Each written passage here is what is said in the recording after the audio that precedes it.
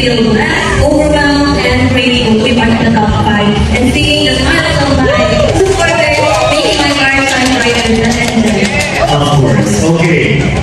Now, candidate number 2, please state your full name.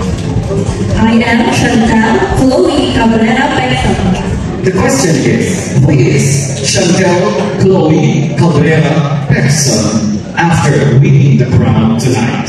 Thank you for the very wonderful question, sir. Chantal Chloe Cabrera Pexon, after winning the crown tonight, she is a living testament that every dream is valid with hard work, determination, and commitment.